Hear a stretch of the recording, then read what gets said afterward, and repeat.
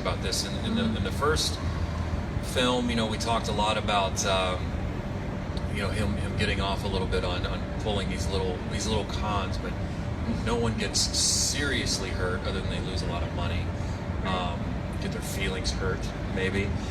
But we talked a lot about his mannerisms, how he's a showman, but he also moves a little bit like a coyote. And so we talked a lot about that in the first one. We talked about extending that one here in the second one, except have that coyote movement with a little bit more of a rat underneath, and bring that more. But also we discussed the mentality of an addict, where these continue to grow and grow and grow, and it gets worse and worse and worse every time. And so that's something that I wanted to expand in the second one. And I think we pulled it off, but I want to pass it off to Johnny. I just wanted to say that real quick about the trick. Yeah, I mean, if you've seen the first Coffin, Trick is very theatrical. His mannerisms, he's very flamboyant. He speaks very much like this, So this film, Kip's like, dude, you're gonna have a blast with this, but you're not gonna be able to move. I'm like, how am I gonna get my character to do anything if I can't move? So it all had to come out within the eyes and within the volume, and not so much in the volume. You know what I mean? It was all here now. So Trick, as I said earlier in my first answer for you, he's hiding. I mean, he's beginning to unravel. He's beginning to unravel, and he needed a sidekick, buddy, to almost hide behind, still in control, still has his rules, but at the same time, as he just said, like an addict, you need more to get that high.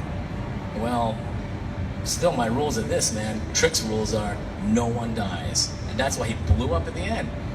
So it could be a segue to Coffin 3 if you ask me. Yeah. Oh. Yeah.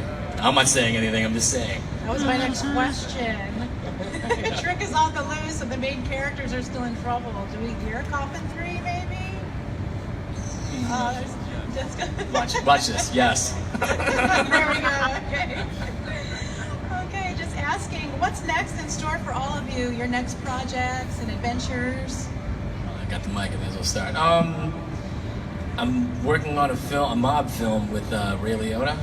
Wow. Called The Driver. Yeah, it shoots back east. I have one more episode of Gotham. Yeah. So you must all watch Gotham, please, please.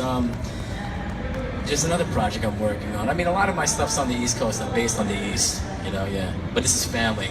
Love it. It's fantastic. And like I said, possibly Coffin 3. So we'll see. But like I said, currently the Ray Liotta project.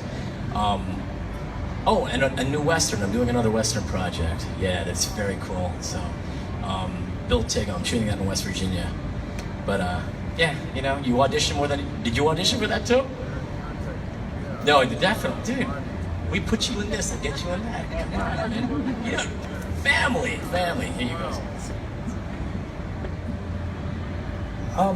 First thing is finishing up post-production here for Coffin 2, which is going to be coming to VOD, Amazon, iTunes, all that stuff. So if you guys could support it, that would be fantastic.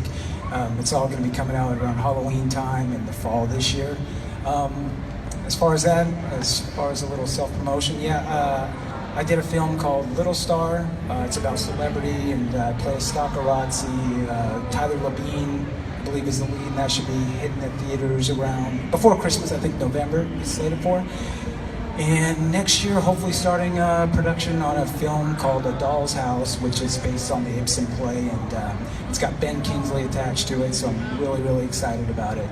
And we're going from there, and we'll see what happens with this Coffin 3 thing, because there's some rumblings, but right, rumblings. So we'll see.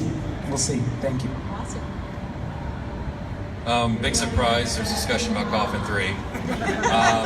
But aside from that, I was involved in a film called The Unwilling. I was one of the co-executive producers on it. That's coming out. It's a horror film starring Lance Henriksen, Dina Meyer, and that is coming out this fall. We haven't nailed down the date yet, but that'll be on all VOD platforms. So I was involved in that, and I was just telling Robert, I'm actually kicking around an idea and working on a found footage film. So, but I'm keeping that under wraps right now. No, that's what I'm working on next. Let's see, for myself, there's always potentials going on, and I live out here in LA, so I've had some really close calls lately where I just thought for sure, that's it. I'm like, you sure? That's what we want, and no call. But I've got another indie coming up called Valentine's Days.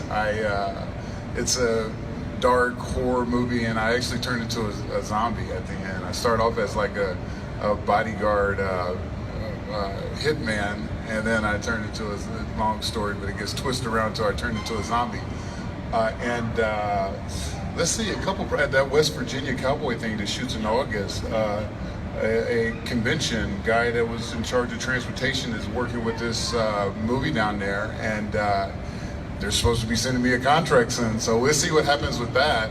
And just living in LA, I have Sid Levine for a agent, and so I get periodic auditions every other week or so. So hopefully something good will happen, as it always has, and I'm excited about Coffin 2 being exposed, and maybe picking up something from that. So that's it, just plugging away, staying healthy, and taking care of my family.